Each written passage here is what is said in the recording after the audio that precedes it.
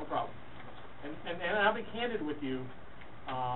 If there's going to be objections to the actual rezoning of it, or this intended use, okay, I'd rather we take it up in item number 2, because quite frankly, the site plan is the specifics. And if you disagree with the actual use of it, then that really is item number 2, okay? So let's go ahead and take care of item number 1. We've got a motion on the floor to change the master land use plan as requested. We've got a proper second. Is there any other additional discussion? Seeing none, all in favor say aye. Aye. Any opposed?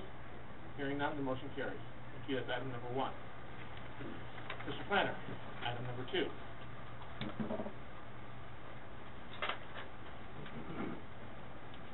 The second public hearing that is for consideration tonight is to actually look at a proposed zoning amendment from R4 single-family residential to ERO Education Research Office. And the property has frontage on 67.5 feet on West 10 Mile Road and 955 feet on Circle Drive. Properties to the north, east, and south are currently zoned ERO Education Research Office. The properties to the west across Circle Drive are zoned R4 single-family residential. The request is to rezone subject parcels from R4 single-family residential to ERO Education Research Office to allow for greater flexibility of development options. The future land use map of the comprehensive plan, as recommended, is to medical education institution. That has to be approved by the City Council. And future residential use for this parcel, and thus the future land use plan will need to be amended. I can outline specifically the rezoning request includes these parcels here.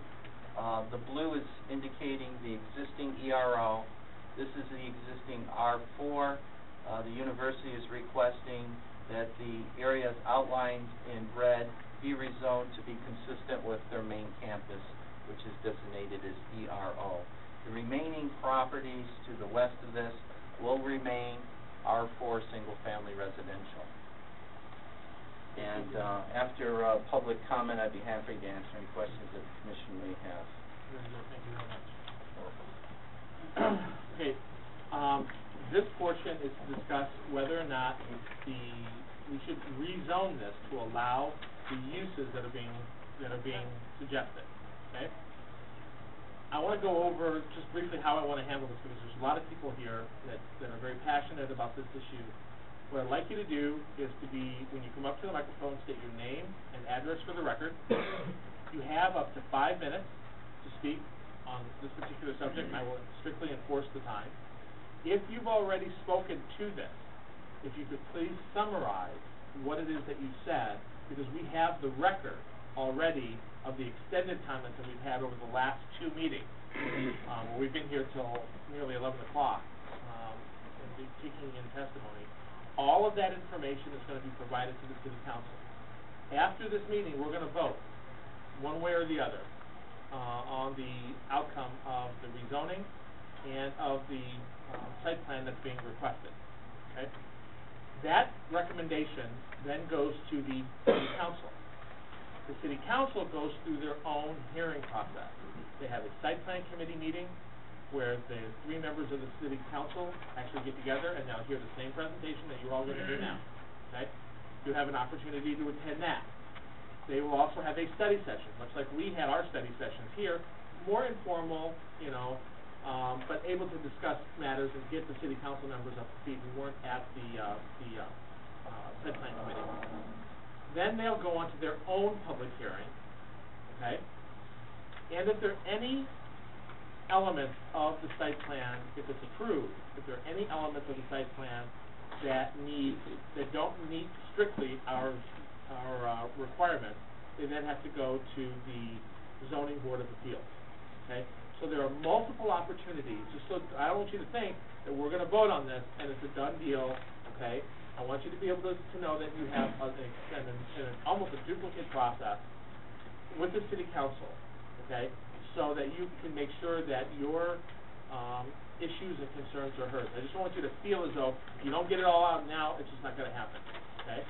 And for those of you who have been here during our public hearing, thank you very much for the for both the courtesy and the information that you provided. It was very much appreciated and taken to heart. Through the chair. Yeah. I want to read the legal description. I felt to do that at the Okay. first time, just for the record. We're considering rezoning approximately 9.92 acres of land. The legal description includes the east one-half of Lot 3 and all of Lot 4 and lots 23 through 27 of Supervisor's Plat of M.J. Murphy Orchard Estate, Sidwell parcels 2422-377-006 and 007, 2422-377-009, and 2422-326-010 through 13. Properties located at 21342 West 10 Mile Road and 25807, 25773, 25705, 25671, and 25645 Circle Drive on the east side of Circle Drive and north side of West 10 Mile Road between Northwestern Highway and Circle Drive in Section 22 of the city. Thank you. At this time, we will take in public comment and testimony as to the rezoning. So I'm going to open the public comment portion of our meeting. If there's anybody that wishes to speak, please come up. Say your name and address for the record when you get to the microphone. This is being recorded so that we can take proper minutes. And you have up to 5 minutes. God bless. Again, my name is Mary Jackson, and I live at 2559 Circle Drive. I have no problem with Lawrence Tech extending because I think it's a good thing, because I went on the internet and they're not 100 in the 100 top technology universities. But my complaint is, and we residents on the street, they are not doing what they're supposed to do. Now, if they take that land and put educational, and let us residents on the street, they're not taking care of their property. I have a tree, and I have written 3 letters to Lawrence Tech that the tree is in my yard, been in there for almost 2 years. I've called the city, and the city said I would have to go to court. They had nothing to do with it. And then I called the property management person. It's been, I have these letters right here that I've sent to Lawrence Tech. So they are not taking care of their property. So now they get all of the other property. What are they going to do with us residents on the street? They're going to leave us. They're not doing what they're supposed to do now. A tree in my yard looked like a doggone mess. So I'm really upset with Lawrence Tech because I've been there 36 years, and I've paid over $100,000 in property taxes. And what they're doing to the neighborhood, they are not taking care of the houses that they have there. Now, are they going to tear all those houses down that they own, or what are they going to do? Right now, we're discussing the zoning, but the houses in the area that you're looking at, the houses in the area that you're looking at, go ahead and point out the, those are going to, some of the houses are going to be torn down. Those 2 houses right there. And this is the area that's being considered for rezoning. Now, this is the house across the street from me, correct? This is Because all the houses, 2 houses. This is our house right You're located My house here. is right here. The rezoning is going to be here only. Okay, because you own these 2 houses Yeah. also. I'm with the city. Oh, you with the city. We'll let Lawrence Tech respond after Right. comment. My name is Jay Jackson. I also live at 2559 Circle Drive. I spoke before the board before, so I was summarizing the things I talked about before. I feel like, this project, like my mother said, is that Lawrence Tech is a world-class university, and I think it's a good thing for Southfield that they're expanding and they're offering more to a worldwide student. I do believe that this project does affect the integrity of the neighborhood in several ways. One of the main ways is that the lack of single-family homes that are available. We're talking about demolishing at least 2 homes, okay? But Lawrence Tech has already demolished several other homes throughout the neighborhood, so 4 homes, okay? So like a total of like 7, 8 homes have already been demolished out of residential neighborhood that does not have that many homes, okay? So you're drastically changing the number of single families that can actually live in this area. Could you come back over to the microphone so you're actually on the record? You're drastically changing the the landscape of this neighborhood. Also, now that it comes to my attention with the zoning, with this zoning, they're rezoning even more parcels from residential to business. Microphone, please. Okay. There, Yeah. yeah. No, I want you Yeah. recorded so you'll be in the minutes, so All the right. city council. They're also, it comes to my attention at this point, they're rezoning more than just they need for this single project, so that these homes and these parcels that they also own right here can be rezoned, so we're talking even a larger number of parcels that can be transitioned from a single-family neighborhood into an educational business. So this drastically affects the feel of the neighborhood, the integrity of the neighborhood, and many other things. Also are concerned with, like my mother said, is just some of the upkeep with the neighborhood. Right now, there's several houses. You know, that doesn't include the amount of houses that Lawrence Tech owns and they actually rent out. So we're transitioning from single-family ownership to renters, and we know there's a drop-off in many ways when you have, you know, a majority of renters in the neighborhood. And most of these renters, the only type of people who really want to move into this isolated neighborhood right next to the university at this point are going to be younger students that are attending the university. This area is zoned as single-family homes, okay? However, I would probably say there's 4 to 5 homes that actually have multiple residents that appear to be unrelated in it. There's frat houses with their Greek letters posted on the houses, and I think one of the board members actually visited the area and kind of saw witness to some of these things. Now, some is in question that some of these houses may be owned by Lawrence Tech, may not be owned by Lawrence Tech. I think many of them are. Okay, I know that 2 are, which are being rented out to students in, you know, 4 or 5 different cars in the driveway.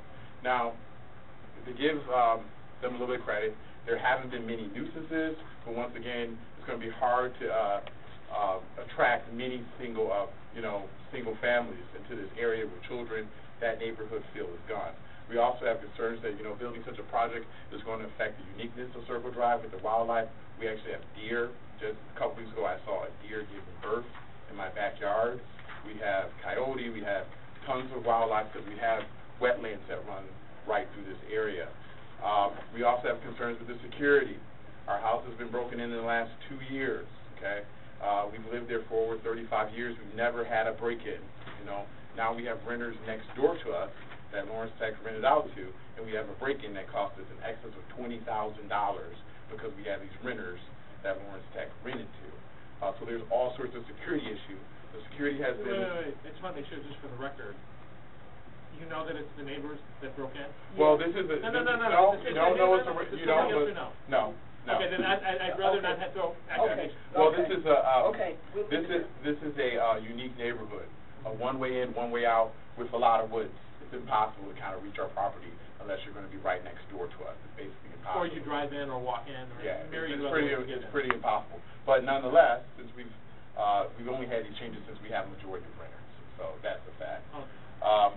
So we have concerns about the security and vandalism. We had incidents of vandalism. Once again, can you pinpoint that on the renters for Lawrence Tech or students? No, you can't pinpoint that, but we have not had vandalism in the past, okay?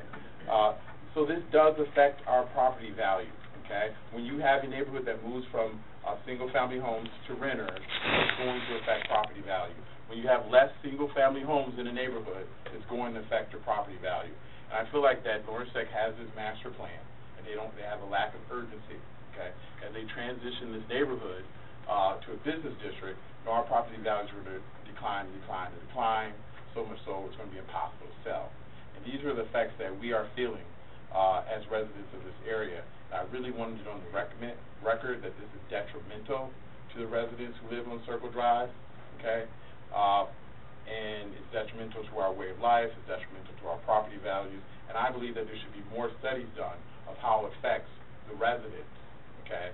And not only, you know, the city and the university and the landscape, as well as I have major concerns about why is more parcels being rezoned than the necessary parcels for the project that they're building on.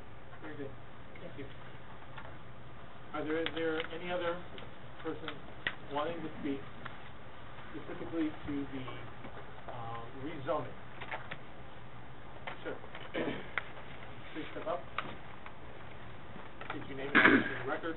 And You have up to 5 minutes. Okay.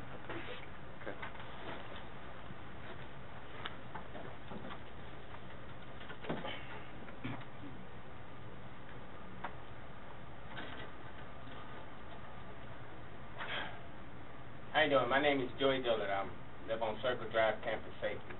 I'm not arguing the fact of what Lawrence Tech and powers to be want to do. Once you have ownership, can't nobody tell you what you can and cannot do. But some of the things that take place on the campus of Lawrence Tech, I think there's a lot more area on that campus that's not being used just as much as the area they pinpointed. Now, the reason I say that is because I patrol that campus daily, and one of the areas on that particular campus is over by D-Lot, over by opposite of the field house. Only time that area pretty much gets full is when we have educational fair. Other than that, I've been there 5 years, and I haven't yet to see that parking lot that full. That now, this was brought to my attention, I kind of just vividly mapped out in my head what I foresee what they doing, opposed to the area that they can kind of shift things in place. Now, I think one of the concepts Lawrence Tech is trying to do is trying to make that university where you could walk all the way around without leaving the building. We are close with certain buildings. We're not there yet. But to me, going back to Circle Drive area opposed to going to D-Lot, you're kind of missing the point. But sometimes it's like when they get stuff this far mapped out, they kind of already made up in their mind that's the direction they want to go. So I just wanted to say thank you for allowing me to speak on that matter. But personally, I think making the move to this kind of project to Circle Drive is a bad idea. Yes, sir. Through the chair, just a quick question. Yes, sir. You mentioned D-Lot. Can you show me on this map over here that shows the entire campus where D-Lot is? D-Lot is where's the field house? Where am I at here? I can't hardly see this thing. Field house is right there. Right there's the field house. Right. Yes, That's Right on there. it. Okay, see all over here? Yeah. That's D-Lot. Now, Thank you very much. that don't get bigger. Okay, so, Thank all right. Thank you. No. This is if you want to come forward and utilize that time. He already spoke. I want to hear from folks who haven't yet spoken, and then if we have an opportunity, we can go back and raise those issues again.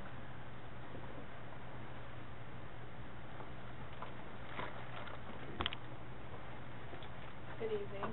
My name is Edna Creighton. I'm a resident at 25447 Circle Drive. My husband and I have been there almost 20 years, and it is, like Ms. Jackson said, things are really getting worse in the neighborhood. We personally experience a lot of nuisances. The house just to the north of us, and I think it's 25507, I'm not sure. But anyway, last year or prior, it was rented out it turned out to be a frat house. And there were numerous occasions where they were out in the backyard with a big giant bonfire. And open fires are not permitted in the city of Southfield. The police department was called on several occasions. The fire department was called on several occasions. There were in excess of 20 to 30 young men and probably women out there as well. And whenever the police and firemen would show up, they would, of course, run to the woods. And this was from the beginning of the fall semester up until way until it got cold. So I'm saying this because I believe that this rezoning is just going to eat up more of the neighborhood and take away from the single-family houses that we currently have. When we moved, it was a very quiet, wonderful, beautiful neighborhood. We raised our 3 young children up in that neighborhood, and we would like to, of course, we want Lawrence Tech to expand and to become the world-renowned university that it can be. But at the same time, we don't want to suffer as a neighborhood. That's my point. Thank you very much. Is there anything else? Get the name and address on the record, and you have 5 minutes. Thank you for giving me the opportunity to speak. My name is Ian Douglas, and I reside, I'm a renter at 25705 Circle Drive. And I hadn't planned to comment on it, but just if I may speak to the veracity of some of the claims that have been made regarding renters. Could you speak But up there? we don't want to. I don't want to go back and forth on the issue. No. Not to go back and forth on the issue, because I have no dog in the fight I'm about to address. But as far as students walking through the woods and walking through properties and across property lines with no respect for individual ownership, that is absolutely correct. And I didn't even think to address that grievance, but it's absolutely true. Now, I've been a lifelong Southfield resident. I've lived in Southfield for 27 years now. And I remember when it was Lawrence Institute of Technology, I recognized that what is in the best interest of Lawrence Technological University is probably in the best interest of Southfield. Could you be sure and speak up a little bit? Sorry. The black microphone there is actually for us, the other one is the recording. Sorry about that. And I'm sure I spoke with some of you when I was working with House Speaker Andy Dillon and Paul Condino on suspension of the pop-up tax in the city of Southfield. So if you recognize me, that's probably where you recognize me from. And I just like to say I have no issue with the expansion whatsoever, simply because it doesn't affect me. My housemates and I can take up and leave, and maybe this isn't the appropriate forum for a grievance, and you can, not even a grievance, but you can set me straight. If it is not, we would simply not like to be out looking for a new place to live in the dead of winter, and we certainly don't want to be out looking for a new place the moment this meeting adjourns. So if we could be given a succinct, straightforward timeline as to when the demolition and development is expected to take place, it would be greatly appreciated, and I thank you for your time. Thank you very much. Just so you know, this isn't the last hearing on this. This is going to go on for at least another month and a half, more or less, before we even get to the point where it's voted on, and then this process after that. So I'll ask that question specifically when the time comes. For the chair, just out of curiosity, could you point out where you're renting on that map there? Where's the house that gets knocked down? The house is knocked down? Okay.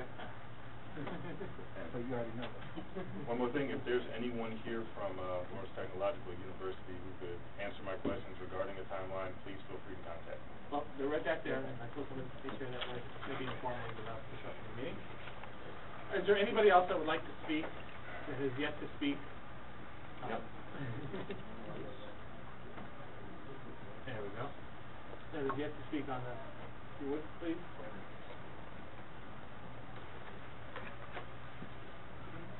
Okay, sure. Please step forward. You know the drill.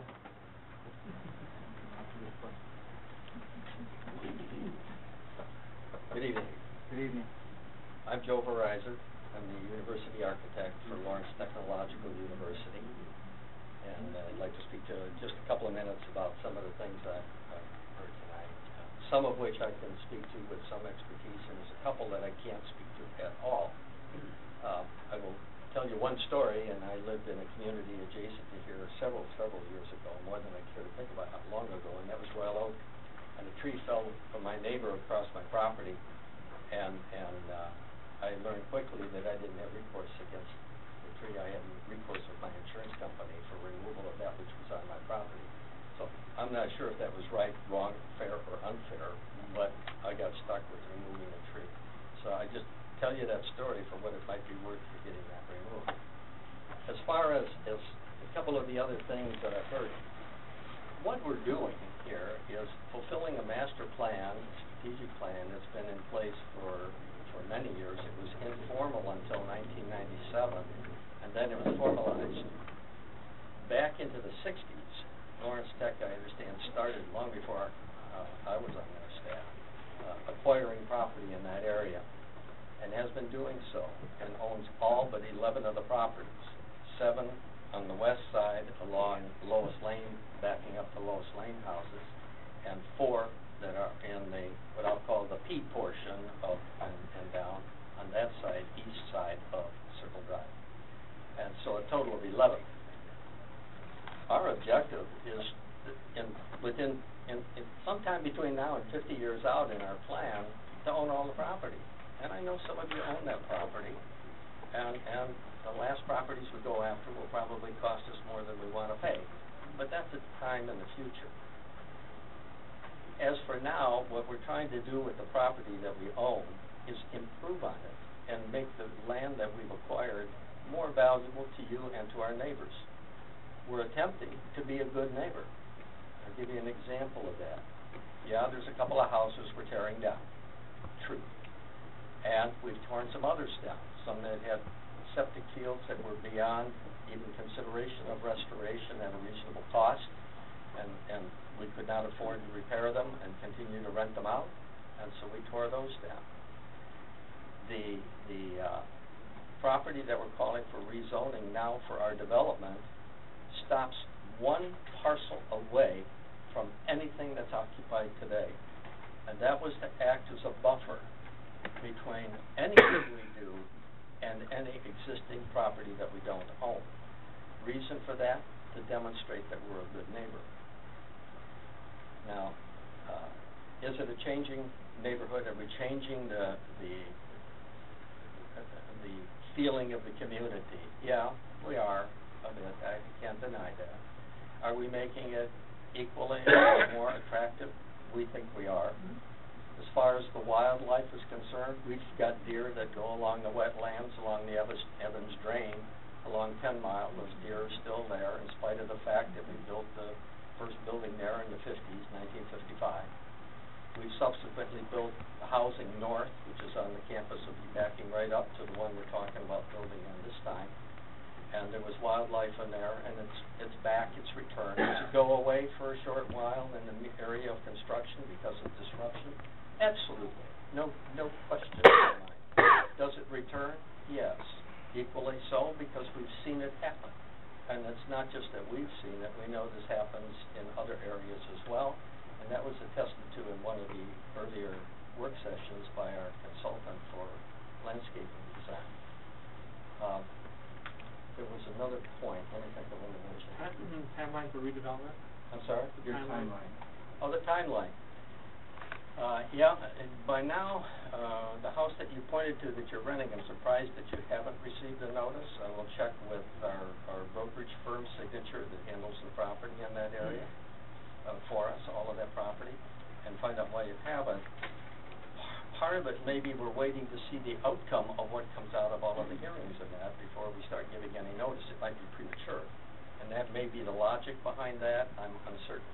The timeline, if everything was approved like we would hope, would be that we would start construction no later than November 1st, so we can occupy the residences. 151 beds wouldn't all be occupied on day one, we know that, by fall of the subsequent year, 2012. Why is that important? If we miss the window of opportunity, we lose a year. If we don't get them, if we don't start marketing it in January to get it filled or eventually filled by September, we lose it for a whole year. That's the time we get our biggest burst. We don't get it in the spring term. We get it in the fall. So that means, why is it so important to us? Well, somebody early on tonight mentioned, that the area's changing and they're changing, I'll call it the age group of people in the area and the number of people in the area, homeowners and all. And we recognize that. But we know that our future, our ability to be a viable entity is to market to students outside of our immediate area, get away from being the commuter school that we've been since 1932 when it was first founded. So we need to gather people in from outstate, from out of state, and from out of the country. And to do that, we need to have housing to accommodate them that does not exist sufficiently in the area today. So our viability we can't wait a year. We need to have it soon, so our effort is to do it as soon as possible. Okay, thank you. Hey, no, ma'am, let me go through this process, and I'll get right back to you, okay? I just want to, what he just said to me about what I mean by the tree, I just want to address that. Okay, wait, by all means, just go ahead and talk to him privately, because this is not a matter with regard to the rezoning. Okay, thank you. Are there any other people that wish to speak as to the rezoning of this parcel? Hearing none, the public portion of this meeting is now closed. I return it to my colleagues for a motion and discussion. So I'd like to make a motion to approve the rezoning. Like it. Second it. Okay. There's been a motion and a second. Is there any discussion? Just want to say, I think the zoning request is critical for Lawrence Tech. If they're ever going to really be that top 100 university, as stated earlier. But, you know, they have to expand sooner or later. I think now is the time so they can move through. So I think it's really important to do what they're doing. To the chair. Okay, I'm done. Thanks. To the chair. My comment is to the residents, I guess, is that this has been something that Lawrence Tech has had on their record for some time. So I guess my thing is I'm hoping that the residents don't think this is a brainstorm that Lawrence Tech all of a sudden came up with and say, we want to rezone certain parcels to push people out. I think the residents that live there know that Lawrence Tech has been acquiring property all along to build up the university. And listening to them talk for the last 3 weeks, I hope they can be a good neighbor. If this goes through this committee and on to the council, I hope they can meet the needs and requirements that the residents ask them to do, everything that they are responsible for doing. And I hope this happens from Lawrence Tech point of view. That's why I'm in favor of this. Man, just No, sir, the public No, portion I know, is just hold wait. on a minute. Hang on. I wanted to comment. I know. Okay. Hang on. Commissioner Bell. I agree with what my fellow commissioners have already said, that this rezoning and both the change of our master plan and the rezoning and the proposed development is something that's needed by Lawrence Tech if they're going to survive in today's world and continue to exceed and excel. I also agree with the residents that the change in our master plan and the rezoning is going to definitely affect the residential atmosphere of the neighborhood, no question about it. But I don't think it would be possible for Lawrence Tech to expand without doing it step by step. And therefore, the only way for them to accomplish what they need to accomplish is piecemeal, shall we say. And that's not necessarily the best thing for a residential neighborhood on an ongoing basis, but there's hardly any other logical way for this to happen. And I completely understand the concerns of the neighborhood. I also agree with the statement that I heard said about the fact that Lawrence Tech has got to do a better job of being good neighbors. And any problems that are known to be caused by Lawrence Tech or any of its students needs to be reported, and not only to Lawrence Tech but also to the city. And but having said that, I will be supporting this rezoning personally because I think this is the right thing for not only for LTU, but it's the right thing for the city. I would like to point out that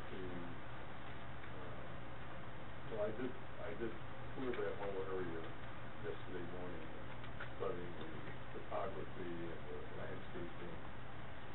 And since this proposed residence is no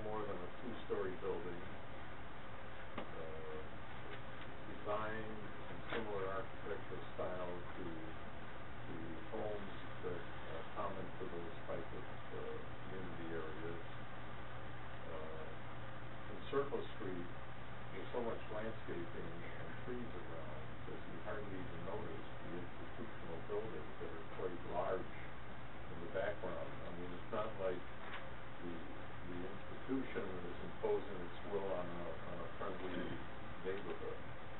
And the way the homes are situated on these big lots, they hardly even relate to one another because there's so much vegetation, there's hills, there's valleys, there's wetlands, there's different things happening. So I believe with the landscape plans that they have and the intensity of growth that they'll have from all those new landscaping structures, and because of the topographical relationship or interrelationship, many of the other problems that they raised about being good neighbors and what's happened to the other houses really shouldn't even rest on what this dormitory building is all about. And I don't feel that this is really, it's changing the dynamics of that subdivision physically, but it's not necessarily changing the dynamics of a neighborhood for residential use. And in that sense, I would say this is a minimum intrusion into the residential area. And the fact that they're preserving outlots and parking lots away from this neighborhood would mean that future development probably will be of similar ilk, residential in nature for new students and things of that nature. And the commercial part of it should stay close to the Northwestern and the other areas where they planned it. So I think they're on a good trail of fine planning for that development and for the university, and that we should support their needs of this. Thank you. Yes. I just wanted to make a comment. Lawrence Tech could have came forward and requested a future land use map amendment for the entire Circle Drive neighborhood. It could have requested a rezoning to ERO for all of the properties that they own.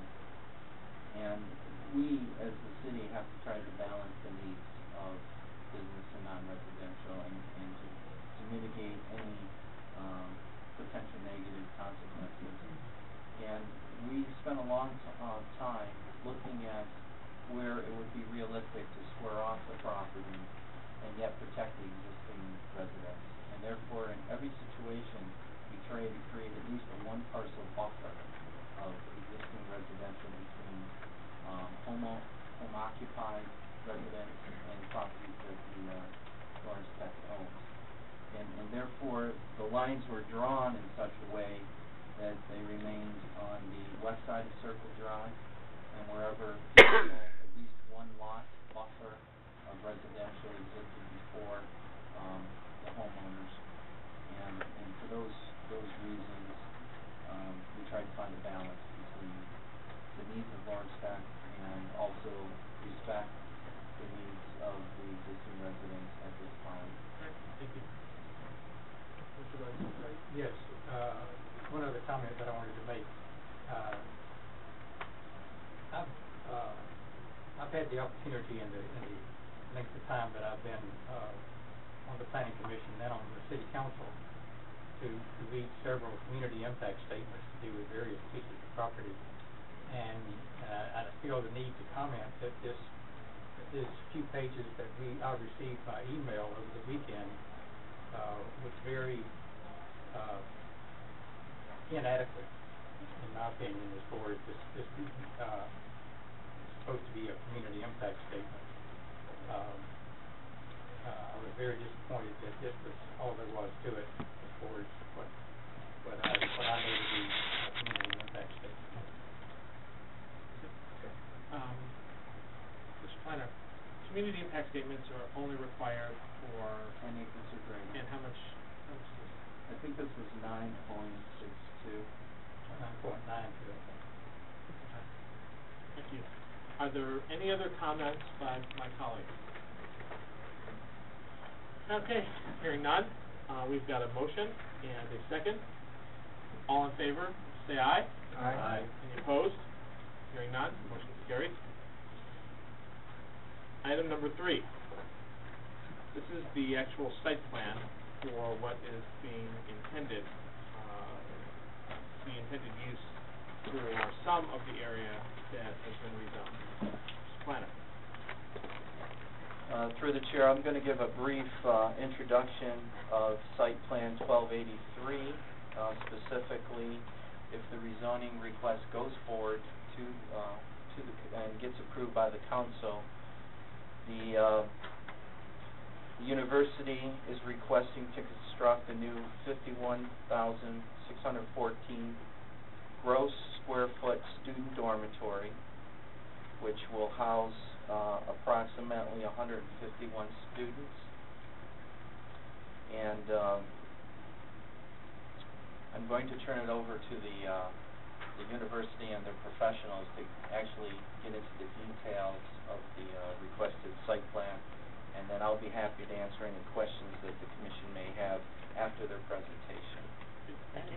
And with that, I'll invite Mr. Verizor to come up and introduce the staff and make some introductory comments.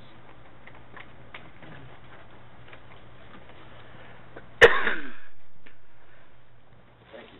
Again, I'm Joe Verizor, University Architect for the university. I have with me tonight actually four people here prepared to answer any detailed questions you might have. I just want to take a moment to point out a couple of things. Number one, the existing housing that we have on the north side of 10 Mile. On the south side, we got a 9-story building. You can spot that one a mile away.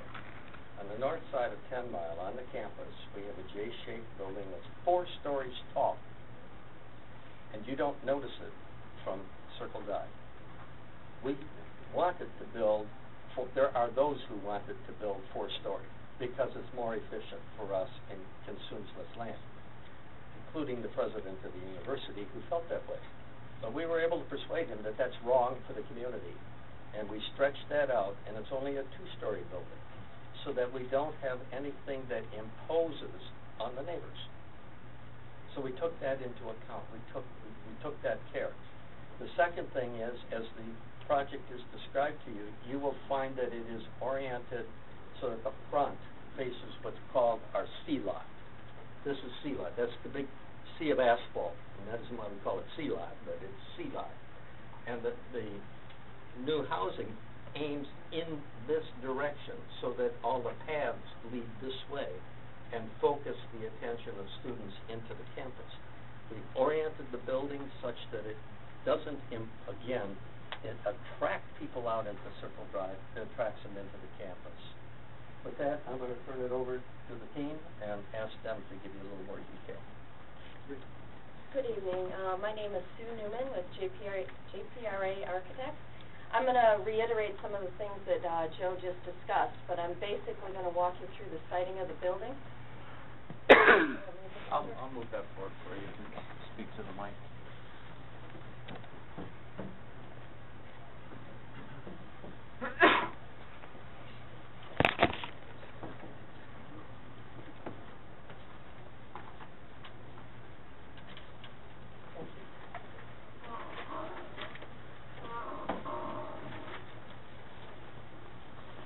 As most of you know, the campus is located on West 10 Mile and Northwestern Service Drive.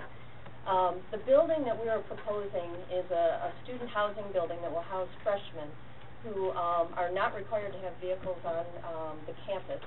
And we purposely sited the building in conjunction with the existing North Housing Building, which is the J-shaped building that Joe mentioned earlier, and in walking distance to the main campus. These are all academic buildings that the students will use for all their studies.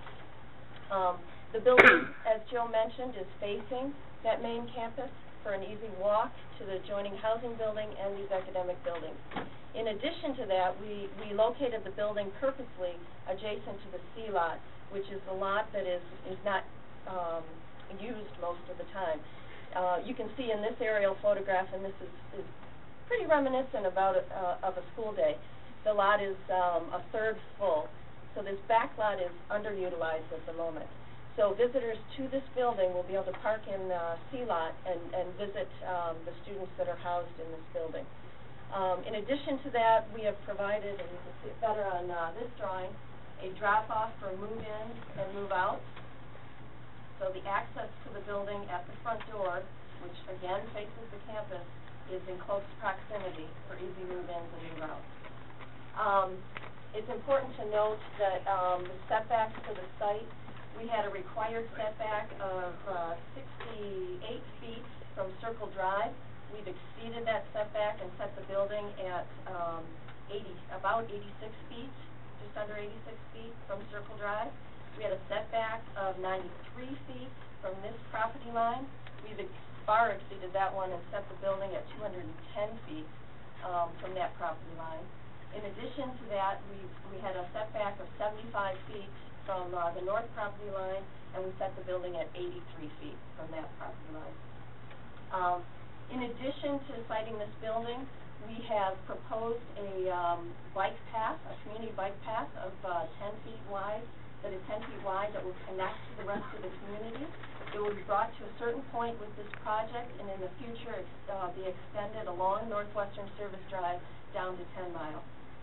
In addition, we are connecting from our pathways that lead to the building and to the campus with a pedestrian walk that connects to that bike path that will be in the neighborhood of 6 to 8 feet. We have some utilities to work around, so as we work through the details of the plan and have to work around utilities, it may vary in width. And I will send it over to our landscape architect to walk you through all the landscape amenities on the site.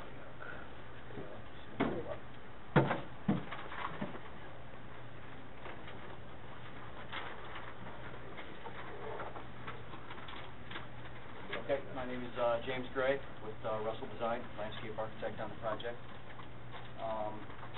The landscape was designed to go along with Lawrence Tech's sort of sustainable philosophy. All the plant species except for, I believe, a couple of trees will be native, which will enhance and allow the wildlife to thrive on the site once construction is done. We are taking several trees down in this area to actually construct the building, but we're also focusing most of our reforestation efforts on the north and the west side of the site, which will increase the buffer between the residential area.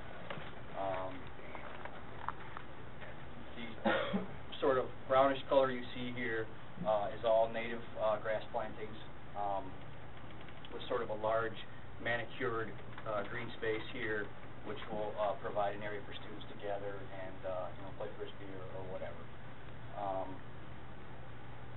Several of the large trees that were scheduled to come down we worked hard with Civil to site the detention pond, which was originally up here, which would have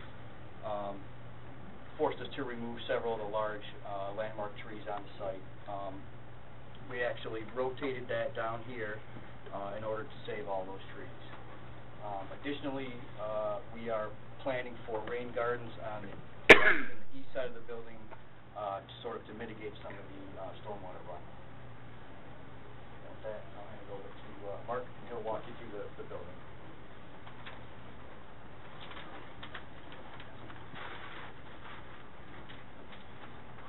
My name is Mark Hunwerder. I'm an architect also with JPRA Architects. I'd like to give you just a brief overview of the building architecture itself. This is a building that's designed from the inside out. We're really focused on what the students' experience on campus is going to be. We very much want this to be residential in feeling, home-like in feeling. So the plan itself is developed as two-story living spaces, sort of a combination here of one could say 5 individual houses that have 8 bedrooms each. So there's 30 students per pod, 150 freshmen in the building.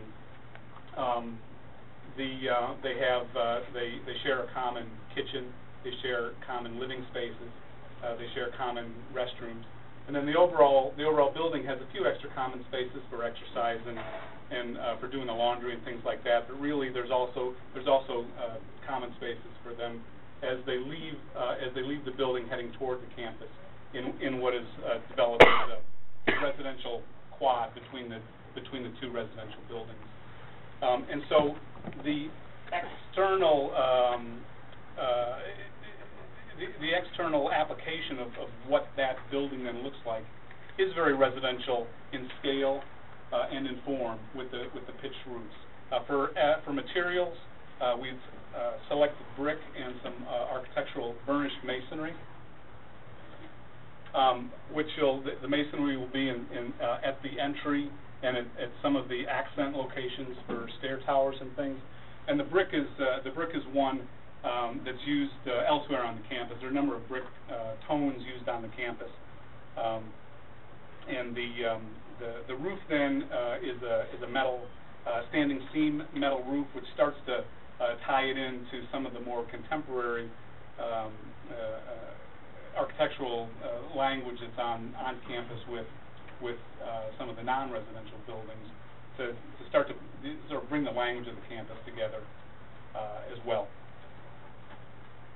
I guess there's one or two other things relative to the inside that may be of interest from a security standpoint, also from an acoustical standpoint. The windows are all double pane windows. They're restricted opening. We do have the windows open for ventilation purposes, for sustainable design, but they only open so much, so there's not so much sound coming out of the building, and not the problem of vandals or other people who don't belong there coming in to the building from the windows. The campus has decided, the university has decided that sustainability is important. There are a lot of details inside of the building that allow for that: recycled rooms, the mechanical systems, and recycled materials, and a lot of those sort of things, which we can get into if there's additional questions on that. And I guess from a civil standpoint, I don't think there's really things. I can ask you a quick question. I think I heard you say that the brick would be used on the entry, not all the way around? No, the brick, the modular brick, is used throughout the building on almost every surface. What you see in the brownish red color is the brick. There are some accent walls that are in the burnished masonry. In this format, and then when you get to the actual entry, it's actually a larger piece of stone of this same general consistency. I don't mind it being a larger piece of stone, but I was getting the impression from what you were saying was different from what I thought I was looking at here. Yeah, it is primarily brick masonry. Okay, because the entry actually faces away from the neighborhood, and that is correct. Not that you'll be, with the proper landscaping, you won't be able to see it from the neighborhood that much. But, and for longevity, it does need to be out of masonry. Thank you. Sure. Oh, one other quick question. Will the buildings be fire suppressed? Absolutely, yeah. And the university has decided to actually go with the full commercial fire suppression system 13, NFPA 13. There is an opportunity to go to NFPA 13. I don't know what fire suppression 13 is. Well, there's an opportunity because it's a residential structure to go to 13R, which is a lower level of protection. But they've decided to take that extra step to have it fully. Could you tell me what that is? I have no idea. There are sprinklers, as in any commercial building that's built currently. There are sprinklers for one sprinkler head for every roughly 80 to 100 square feet. That's what I wanted to hear. Yeah. I have a question, sure. to the chair, concerning visitation in and out of the dorms. Do you have timelines for that at all? Or the students is allowed to go in and out of the dorms any time of the day? I think Joe would need to respond to that. Sorry, did you have a question? Like clearance and security for coming and going into the building? In and out of the dorms, is there a timeline as far as, I know when I was in college, after a certain time, no students could visit that particular dorm. Is there a cutoff as far as visitation in the dorms? I actually can't answer that one this time because you caught me. And the reason is this is the first time we built anything that was a pure freshman dorm. So those kinds of rules of engagement we've not talked about internally yet. It raises a good point that we should consider. The one thing that happens as far as students themselves coming or going, they will have unlimited freedom to come and go because one of the colleges in the university is architecture, and they have projects that cause students to want to work around the clock as the semester wanes on, and so they come and go at odd hours and go back to the dorm. So students themselves will have complete freedom in the building to come and go at all hours. As far as visitors, I don't know. Yeah, that's fair enough. I don't think you could stick me, but you did. Question, it probably could be. Sir? Can I ask one more question? Can I just ask him one question? Hang on. All right, Let I them won't. finish their presentation. They Go have ahead. a question. Okay. No problem. Is that it? Is that it for the entire presentation? Yes, through the chair. Yeah, I know, we were gonna do, go through them again. I'd like, just to address the civil, issues. With regard to the stormwater and sanitary Okay, sorry. sewer, with regards to this project and any future expansion. As Jim Butler with Professional Engineering, Civil Engineer, as landscape architect has pointed out, we are using a stormwater management system for the site, developing a detention basin to handle the stormwater generated from this site through a series of rain gardens. Instead of just putting a whole bunch of storm sewer system on the site, we're using swales, vegetative swales to filter the water, slow down the water before it gets into the detention system. Ultimately, the basin that will be built will discharge into a wetland system that's located south and ultimately goes to the Evans Drain that goes under 10 Mile Road. Regarding the sanitary sewer, this site will require the extension of the sanitary sewer system. Currently, what is on site is an older system, it's a pump system. We need to get it into an existing sanitary sewer pump station here, known as the Tamarack system. So ultimately, we need to make a connection from here to there, to that system. We have been working with your engineering consultant, HRC, city engineer as well, on how to make that happen. We've provided them some data regarding our anticipated flows for this and for other future flows and how to do that. They're analyzing that data now. We think we have a route determined for that that'll benefit us for this project and for other future projects. Okay. Does that conclude your initial presentation? Yes, it does. Good. Thank you so very much. Thank you. Mr. Planner, is there anything you need to add?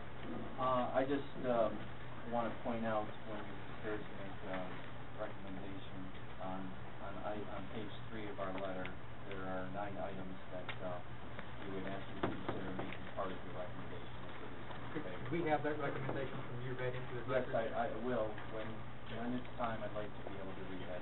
Absolutely. That's usually done as part of the presentation, but the recommendation of the city is. Okay, we'll go ahead and take care of that. Very good. I'm going to go ahead and move over to the public comment portion of the meeting. I'm going to go ahead and open the floor to members of the community that want to comment as to the specific uses that the site plan presents and present any questions that they have that maybe the staff or the developer can answer. Please. Again, 5 minutes. Name and record. I just want to question on the build of this. If I can prefer, it looks like it's a one entry or. You need to go ahead and put your name and address. I'm sorry, my name is Joey Diller, 25807 Circle Drive. Great.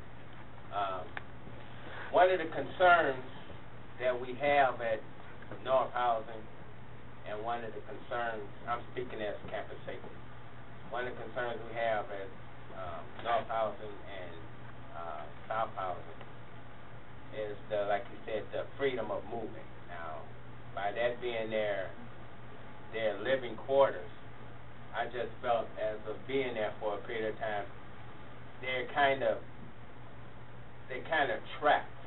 We had an incident one day at North Housing, and by it being one entry in, one entry out, it was bad. It wasn't real bad, but we got things damaged that shouldn't have got damaged. We felt if it had a few more exits. So I don't know if this particular unit has several exits or just the one exit. And also, my question about Bill, about the complete circle, I thought they could attach it to North Housing and go up, or still come around a little bit more, because behind it,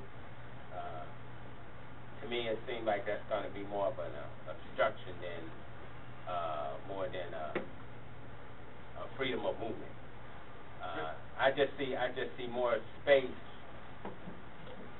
in travel. We have a lot going on there. We have maintenance, and it's kind of small in that area.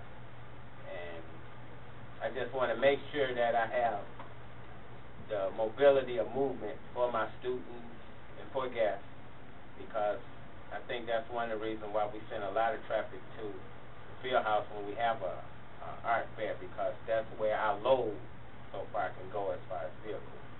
Now, this bill that you building now behind, it might not be directly behind, but it might be off-center a little bit of North Housing. We're going to have to increase a little bit of that freedom of movement in there, because coming around that curve is tight. It's really tight. And now you're talking about more residents in the same dwelling of space. That's going to be kind of tight. I know it can take place, but so that might be considered just opening that up a little bit, which is room there to open, coming around that curve. So, but that's all I want to say about the unit and the bill. So. Thank you very much. I appreciate it. Mr. Planner, I'm assuming, and having looked at the record, our fire marshal and fire department looked at the housing. There's adequate ingress and egress in case of emergency. That's correct. Yeah. Okay. Are there any other members of the public that would like to speak on any issues as it relates to the use of the uses that are being presented? Yes. Please come forward, say your name and address again for the record. My name is Jay Jackson. I live at 2559 Old Circle Drive. I just had a few questions. Like, when this amendment's approved, how much flexibility is allowed in the plan, with the placement of the building and the size of the building? So I just had concerns about that, as well as I kind of wanted to hear from them is that, was there any other viable sites that were available? Because we had heard about that earlier, and that this area is available north of Circle Drive. And then I also have those concerns of visibility. I know this is a two-story building, but definitely that dorm, the four-story building, you definitely can see that from Circle Drive. There's definitely clear space, and it definitely already does change the mood of Circle Drive. So I'm kind of, it feels like this building might have some of the same issues, especially when you get into planning, and some of these proposed trees that are supposed to be saved can't be saved, and you have to replace those. I mean, there's a plan to replace some of these trees that are going to interfere with sight lines to the building. And also have concerns with the placement of this drainage pond, because that's going to drain into the wetlands, which is in our backyards.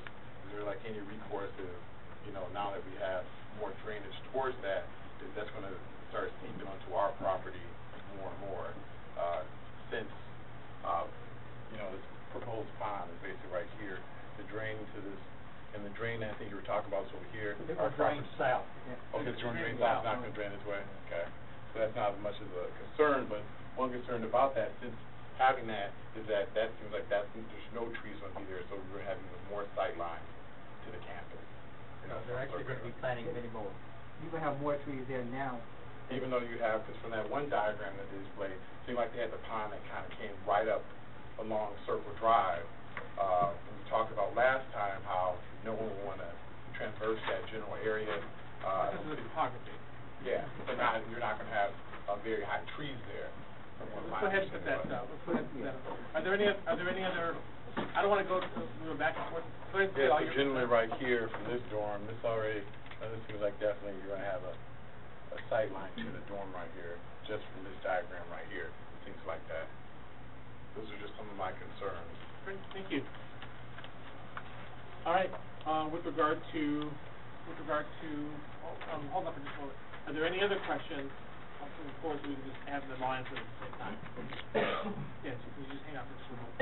Please step forward, state your name and address for the record again. Again, Edna Crayson, 25447 Circle Drive. My question, just, is there going to be a fence, or is it just going to be trees separating the circle from the back of the dorms, or are they going to be able to just get through a fence, or, I don't want a wall, because, you know, that doesn't look, is it just trees or a fence? Well, right now, what we're planning after the second study session, Need to be on the record. Yeah, hold on for a minute. Are there any other questions that you have? I'm just listing them, and then we're going to have them go through all of them. That's my question. That's your question? Thank you so much. Let's go ahead and just take this in order. Placement of the building, the size, and visibility issues. Are there any movements that you anticipate, other than, you know, minor ones, with regard to placement and size of the building?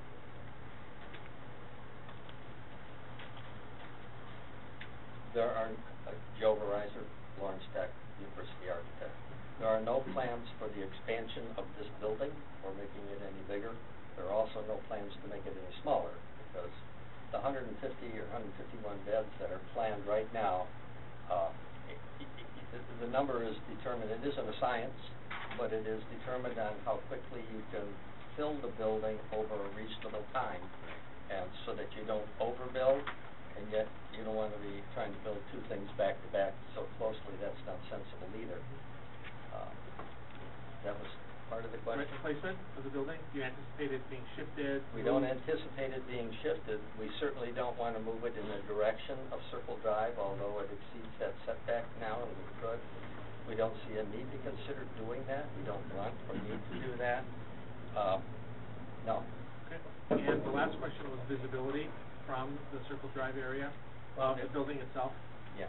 And it was, from here we're adding the additional landscaping. Here there was a comment made about because of the pond coming through that we're opening this up and you will see through into here. That's probably accurate. But there are existing trees along this area here, down by the wetlands. Do you see through them? Yeah. Are they large trees? Yes. And do they crown? Yeah. But will you see somewhat through there to the back into this? Yes. But I don't think that's unattractive. I mean, if it was unattractive, we'd be finding a different solution to it. Folks, we don't want it to be unattractive, because we got to market this to the parents and the students. And in fact, we market this more to the parents. Students really don't care that much about it, except for amenities and student life. The parents care more about the kinds of things we're talking about being done. Great. And the drainage issue was taken care of. So the last item that was raised was the fencing versus landscaping. Yes, in one of the earlier sessions, we did not have a lot of trees. We have, I think, and somebody could stand to correct me on exact, there you are, but you left, the exact numbers, but as I recall, we have 170 trees coming out. Correct. 40-something that were dead or classified as 47, thank you, that were dead and going to have to come out anyway. And we are replacing with 170 trees, and it's hard to fit them all on the site, so we are committed to replacing 170 trees, even if we have to put them elsewhere on the campus. However, at one of the last session, we agreed to go back and we've added, it was a plan, I don't know if we have it here, that showed the additional planting of trees along this side. The screen that, do you have that one? It's a small, we don't have that. But it added the trees along here so that we had more separation. Oh, that's it. Thank you. You can see considerable amount of trees grouped together that would be along that line along here. We don't want to put the fence. And the main reason is, if I lived there, I wouldn't want people coming around this path to come to my house, someone who lives up in here, and would be driving past with this fence across the front. To me, that would be unattractive. So we've done everything we could to avoid fence by putting more landscaping. Okay, so there's going to be a screen in a similar format as you're showing right there in that sheet, Yeah. that you're gonna add additional trees along the side. That's correct. Great, thank you. Okay. Through the chair. Yes. Our Commissioner DeBee would like to make a comment. Sure. Name, address. Jeremy Griffiths. Several years ago, I was choosing the schools for my architectural education, and it was between Lawrence Tech and University of Detroit Mercy.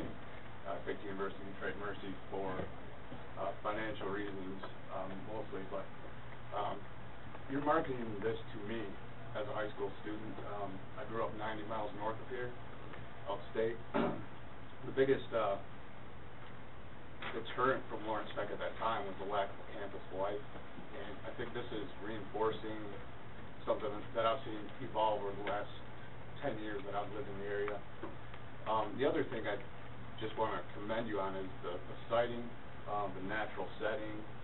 I think you're bringing an opportunity for at least 150 students per year to experience a really great natural setting, just steps from a high-tech, as urban as we can get around here, kind of a campus. And still have a little bit of separation, but that walkability that I think is important for the way we move forward in society. And I just appreciate the siting being maintained, the natural, or the addition of trees to not put a big fence around it. That's Detroit Mercy's completely fenced in everywhere, which is more for security, which we don't have here. But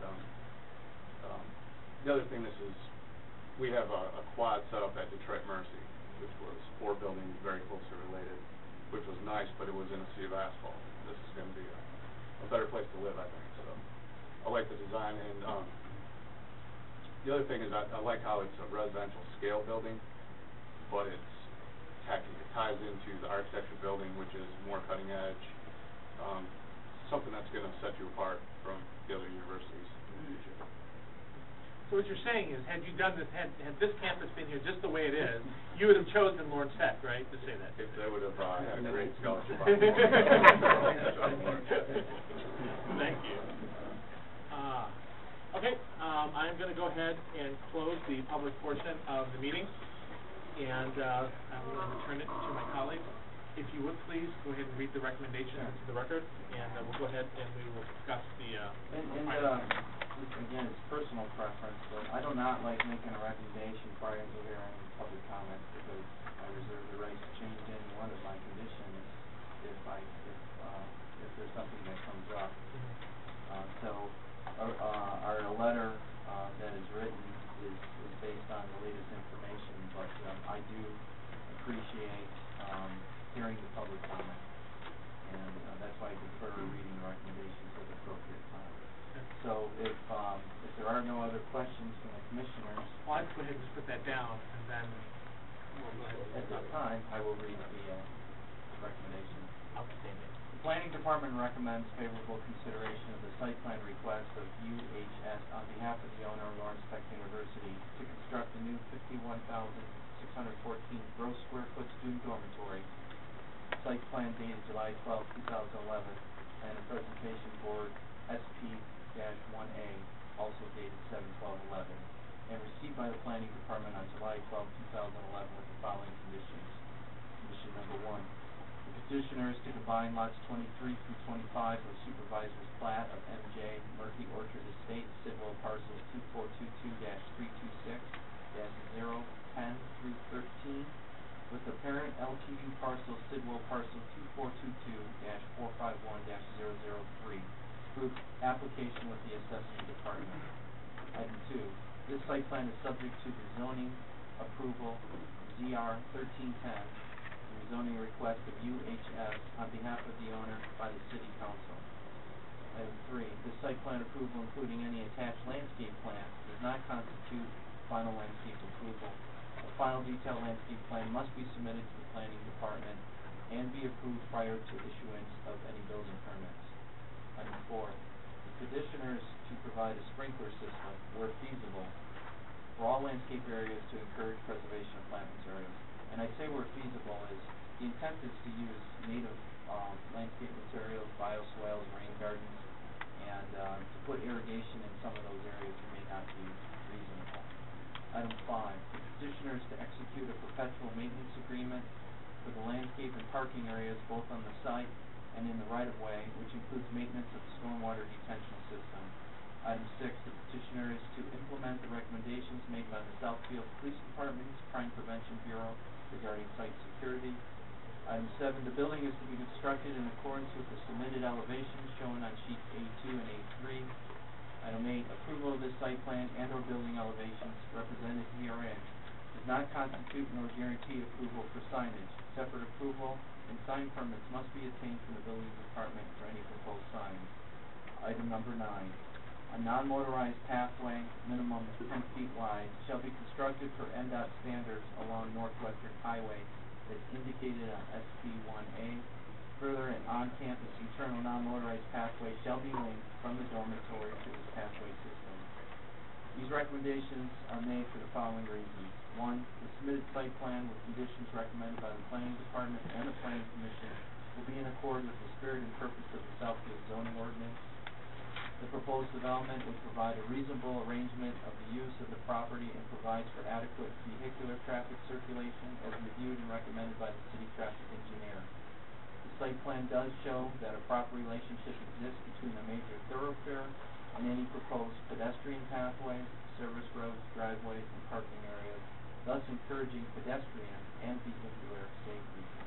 And finally, all the development features, including the principal building, open spaces, pedestrian pathways, service roads, driveways, and parking areas, are so located and related so as to minimize the possibility of any adverse effects upon the adjacent properties.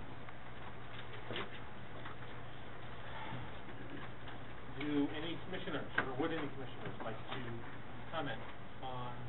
I'd like to make a comment. I think this, city of Southfield has a golden opportunity to bring in young, talented individuals into the city from other countries, other states, that hopefully someday will buy homes here and start businesses here and raise families here in the city of Southfield.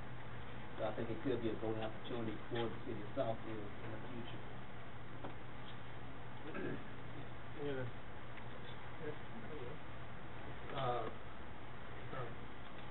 Most of my comments would be the same that I made for the rezoning itself, and that it's with its compatibility with the neighborhood and the need for this for the university to continue to expand and prosper. I have a question though. As I reviewed this information, apparently there's no waivers needed for this. And that's to our knowledge. Okay, and I know it was stated in LTU's presentation a while ago the districts they were from Circle Drive for the building itself, and from the I think the closest property to the northwest. But what does the ordinance actually require for those setbacks? Because I know they exceed that considerably, but I was just curious as to. I wasn't able to find it in the information tonight.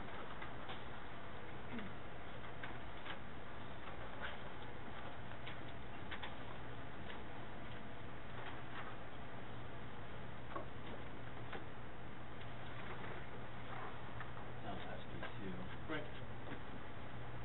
I'm sorry, I couldn't hear you. It's on sheet SB2 what the setbacks are. There's a formula on the first page of our data sheet. West side requires 93.22 feet, and they provided 216.79. West side number 2 is 68.22 feet required, and they provided 85.79.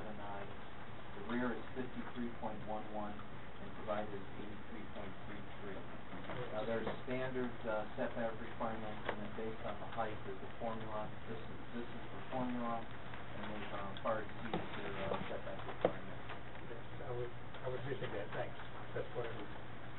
But outside of those comments, I will be supporting this site plan proposal. And I think it's not only good for LTU, but it's good for the city. And some of the other basic reasons are the reasons stated by the planner for his report of recommendation. I'd just like to commend the residents for voicing their concern and interest in coming out looking at this. Also commend the LTU for, good plan. It falls right into your master plan, and looking at what you have proposed, you've done it with the housing and with the landscaping in order to help, I think, make the community and that area look better. So I also will be favorable to this. Great job all the way around. Any other members? For myself, I'd like to thank the community members who did come out. This is a different plan than first came in. And the reason it's a different plan is because the neighbors came out and spoke to it. It's a different plan because the university did everything virtually that was asked of them short of not doing the project, okay? They added additional trees as screens. They relocated some of their design features. They have added, I just need confirmation of this, that you're going to be patrolling that area on Circle Drive in front of the property that you own, because you were going to raise that, you raised that issue. And I wish the security was still in here. Joe Verizon again. You asked that we do patrolling of Circle Drive. Correct. Which we did not, and I did not know that we already do that. We do 2 tours, 2 trips through, 2 tours, because the president's house is on Circle Drive. So for selfish reasons, if nothing else, we do that. When housing is completed, we will be adding additional circuit through there, and we may even do that during construction. We know there'll be a construction fence and that sort of thing, and if there's any potential for problems at all as a result of construction, we want to make sure there is no problem. So we'll guide that on an as-needed basis, but definitely we'll be adding a tour or 2 through there after the housing is completed. When you say a tour, what does that mean? They have shifts. It's a shift. Okay. It's 3 shifts. 3 shifts yeah, a day. we're on 3 shifts a day. We have 24-hour security, and they'll be adding a shift through there. I don't know how many passes we make on a shift. It would be at least 1 per shift head. Okay. Possibly more, I don't know. Okay. And is there a way for residents to contact campus security as it relates to issues associated with the dorms? Boy, am I glad you asked that one. They do that today, and in fact, we have greater control over student behavior than the city does. We have a code of conduct that is enforced by the dean of students that is more stringent than anything in an ordinance. So any complaint, most of the people in there, I think if there's people here from the community may know, to call Harry Butler, the director of security, available at the generic number, they'll put you through them. And he has intervened in some instances in the past in our existing dorms, something was mentioned. So we do that today, and in fact, one of the people that we met with, affectionately referred to as the mayor of Circle Drive, one of the residents, is often, I'm told this, contacted, and he is the one who quickly knows to call Harry and make any issue go away. And they've been few and far between in the last few years. Thank you. And for all of the reasons that my colleagues have mentioned, I'm going to go ahead and lend my support to this as well. I think it's outstanding. My youngest son wants to be an engineer, and he wants to be a design engineer. I wish at 10 I knew what I wanted to do. I wish at 25 I knew what I wanted to do. Okay. And so I love the idea of LTU being here. His cousin graduated from LTU about 5 years ago as an architect, and can't get enough of it. So I especially appreciate the expansion of this university. But if he gets into Harvard or MIT, he's going, just so you know. Thank you for everything everyone has offered this design. And this is the kind of work that we've done over the years, where we've tried to address all those issues, all the underlying issues maybe we didn't think about initially. And hearing from the residents, and the university has been wonderful in applying everything that we've ever asked, short of just not doing it. And thank you all again. There's been a motion, I've been looking for a motion. I'll move for approval of SB 1283, favorable consideration of the site plan review request of the UHS on behalf of the owner of Orange Technological University. With the conditions that's provided and for the reasons stated. There's been a motion and a second. Any further discussion? Hearing none. All in favor? Aye. Any opposed? Hearing none, the motion is carried. Thank you.